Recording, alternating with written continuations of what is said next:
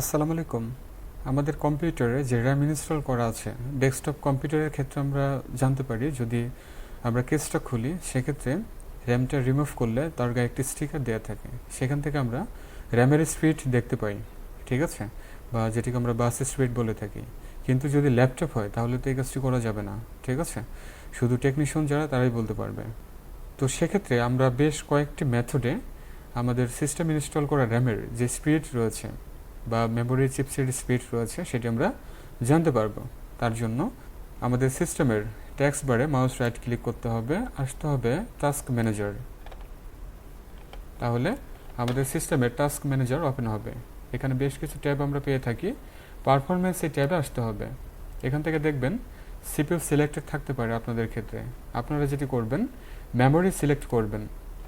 এবার একটু নিচের দিকে আসলে আমরা পেয়ে যাচ্ছি স্পিড 2133 মেগাহার্টজ হচ্ছে আমার র্যামের স্পিড, এবং কয়টি স্লট ইউজ হচ্ছে সেটিও আমরা পেয়ে যাচ্ছি 1/4। তার মানে হলো 4টি স্লটের ভিতর একটি স্লটে আমার র্যাম ইনস্টল করা আছে, এবং এখানে যদি মাউস নেওয়া হয় তাহলে মাউসের হোভার ওভার হিসেবে সেটির দেখাচ্ছে কয় নম্বর স্লটে আমার র্যামটি ইনস্টল করা আছে।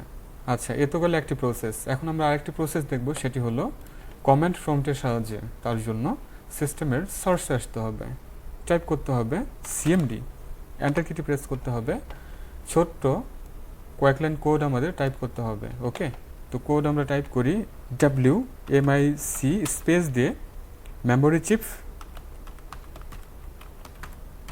এবার স্পেস দিয়ে গেট, স্পেস দিয়ে ডিভাইস লোকেটর, এবার কমা দিয়ে স্পেস হবে স্পিড। এতটুকু হচ্ছে কমেন্ট। তাহলে এখানে যেটি টাইপ করা হলো WMIC স্পেস দিয়ে মেমোরি চিপ, ওকে, এবার স্পেস দিয়ে গেট, এবার স্পেস দিয়ে ডিভাইস লোকেটর, কমা দিয়ে স্পেস, এরপর হচ্ছে স্পিড। এখন আমরা যেটি করব, যদি এন্টার কিটি প্রেস করি তাহলে এই কমান্ডটি এক্সিকিউট হবে এবং আমাদের সিস্টেম ইনস্টল করা র্যামের স্পিড আমরা দেখতে পাচ্ছি। ওকে, তাহলে স্পিড এখানে ডিসপ্লে হচ্ছে 2133 মেগাহার্টজ। ঠিক এইভাবে আমরা আমাদের সিস্টেম ইনস্টল করা র্যামের যে স্পিড রয়েছে সেটি আমরা বের করে নিতে পারবো। এখন প্রশ্ন হতে পারে স্পিড আমাদের কেন দরকার। সাপোজ এমনটা হতে পারে যে আপনি ডেস্কটপ কম্পিউটারে আপনি র্যাম ইনক্রিজ করতে চাচ্ছেন, অর্থাৎ বাড়াতে চাচ্ছেন। ধরা যাক আপনার 4GB আছে, আপনি আরও 4GB ইনস্টল করতে চাচ্ছেন, কিন্তু আপনি র্যামের যে স্পিড রয়েছে সেটি যদি না জানেন তাহলে কিন্তু হবে না।